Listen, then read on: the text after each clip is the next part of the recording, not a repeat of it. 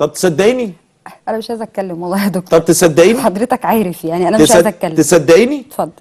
انا في نفس الدكتور مرسي يقعد، محدش مخيل له لا كده. انا كمان نفسي جدا والله العظيم والله انا نفس امنيه حياتي، وبدعي من ربنا كل يوم الفجر اقول يا رب يقعد الدكتور مرسي اطول فتره، علشان اللي راحوا يصيفهم لو واحد فيهم هوب ناحيه المصيف هيتعلق من رجليه هو وولاده ومراته. يا ريت هتيجي على قد كده. واللي نام في بيته وما نزلش الانتخابات وقاعد في البيت يقول لك احنا مع الدولة الوسطية، وهو قاعد يدوق الأمرين. واللي قال قاطع. واللي قال قاطع يضرب نفسه 60 جزمة.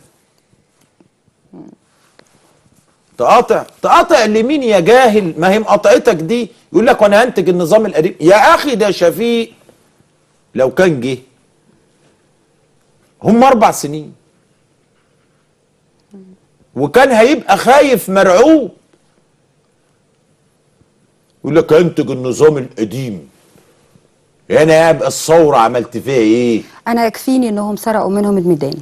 ها؟ يكفيني. طب خلي واحد ان جماعه الاخوان المسلمين سرقت الميدان من الثوار، والثوار ما فيش واحد فيهم بيطلع دلوقتي، بس ما احس واحد فيهم. طب خلي كلهم طب الراجل فيهم يروح عند الميدان.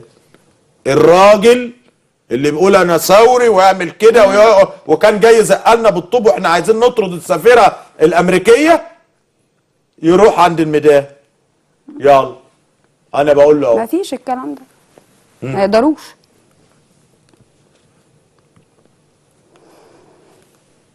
فطبعا يعني خدوا على قفاهم وصعبانين عليه، لانهم خدوا على قفاهم وخلوا البلد تاخد على قفاها معاهم.